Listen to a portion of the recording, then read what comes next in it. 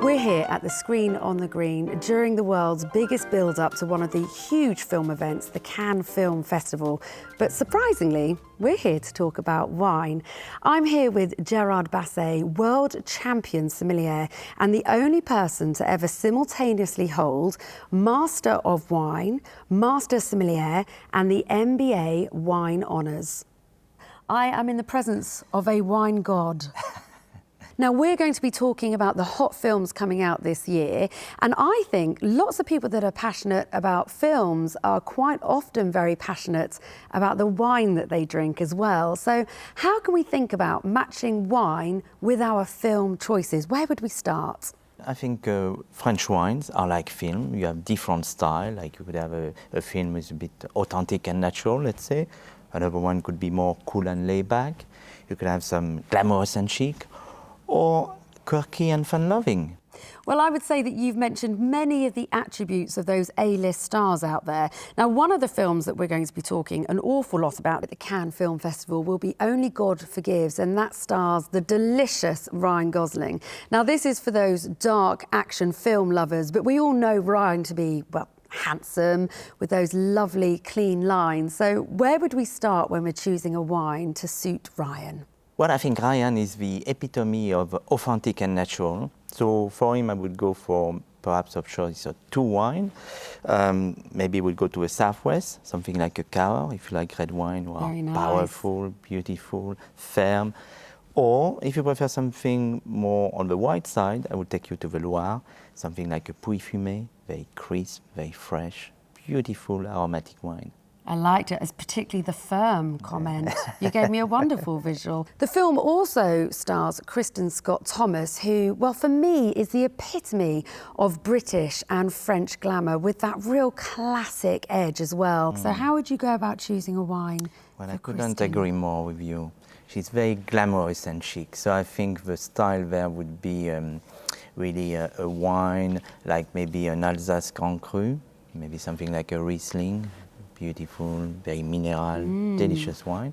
Or could go to Burgundy, and there I would serve you a Premier Cru, I think maybe like a Chambol-Musigny.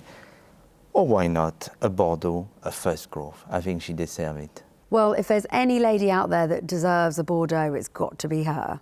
Steven Soderbergh's Behind the Candelabra is the next film we're going to be talking about. Now, this is a biopic of Liberace, so a big, big film, very glamorous, very glitzy, and starring Michael Douglas. It's set in the 70s, and I would have thought there'd be some quite obvious choices to go with this one. I think there the style would be more quirky and fun-loving, something a bit different from the Jura, you know, this small area.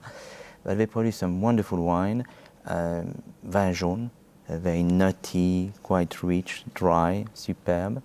Or we could go to a Beaujolais cru, something like a Fleury, a Chirouble, a Chenasse. So many of these delicious red wine would just glide on the palate. Sticking with the glitz and the glamour, we've got the huge film, The Great Gatsby, which I'm personally really looking forward to. Now, that stars Leonardo DiCaprio, and all fans of Leo out there, I think, would agree, when you think of him as an actor, you think cool and you think laid back. So where would we go in terms of wine when it comes to Leonardo? I think you said it. The French style there would be cool and laid back. And I would go to the Languedoc, a wonderful area, producing some delicious wine. And maybe I would choose a red wine like a Fougère or a Saint-Chinian, or perhaps one of the vins de France, maybe a varietal like a Merlot, a Cabernet Sauvignon.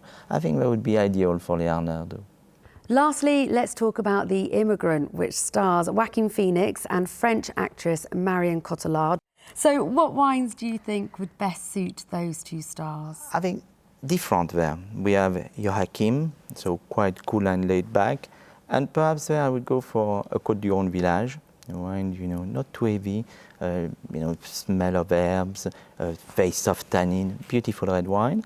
And for Madame Cotillard, I would go for a Rosé de Provence, authentic, beautiful. She's very French, so we need to give her something, a lovely wine. And I love Rosé de Provence, beautiful color, lightly fruity, delicious to drink in Cannes. Sold. Yeah. Gerard, thank you so much. And I don't know about you, but I'm looking forward to putting all of that to the test.